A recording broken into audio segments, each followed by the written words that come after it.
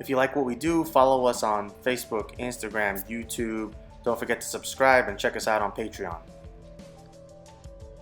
A big thank you to Jeff Miller and Ron Hoppy. Don't forget to check out Haley's Pro Shop in Burlington, Washington for world-class drilling and coaching.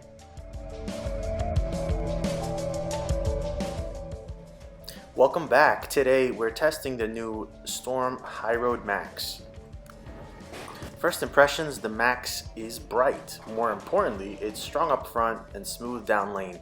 It's unclear if the market will take to this or if it'll go the way of the HyRoad Solid and All-Road. Alright, so we throw the green blob. I guess there'll be various opinions on the color, and that'll be subjective, so we'll just go past that part. The HyRoad Max is obviously using the well-known inverted FE2 core with the next cover from the Axiom. This is one of those cores that I don't see Storm ever having a lineup without, like Motive with the Predator core. It just has a clear place. The Axiom has gotten to that place where it's very close to taking over for the Phase 2. The solid cover is very reliable. It can bite early and still be responsive enough down lane, and you can adjust the surface quite easily.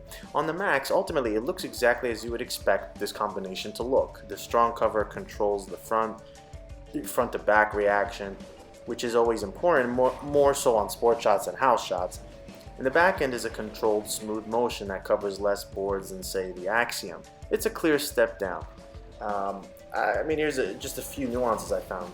This is a ball that more or less lets you play in the track.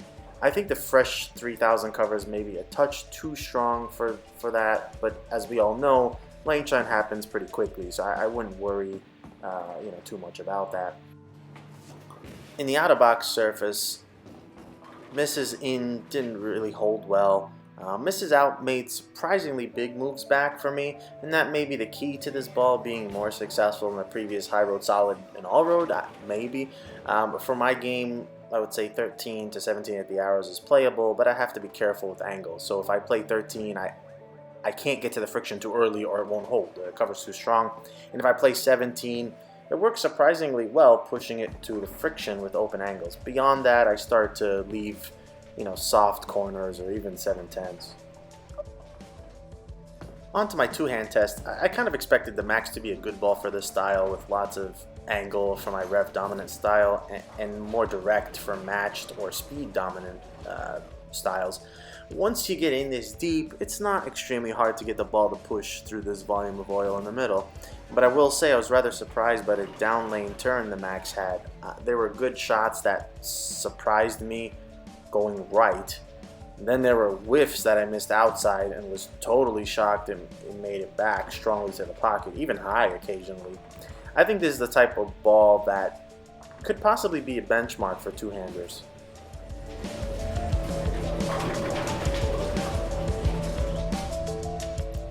Sean is back testing the HyRoad Max. I was slightly surprised by what we saw.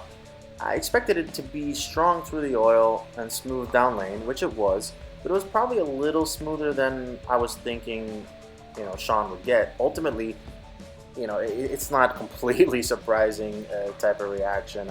Maybe this ball's kind of chasing a bit of that Venom Shock formula with the strong cover and moderately weak core, which seems to benefit higher rev bowlers quite a bit. I mean, I guess to be fair, lots of bowlers like the Venom Shock. The Max, however, feels a bit smoother with somehow a little less down lane. I'm not sure it's a bad thing, but I think this thing will actually make more sense to lane shine a bit for a typical house shot.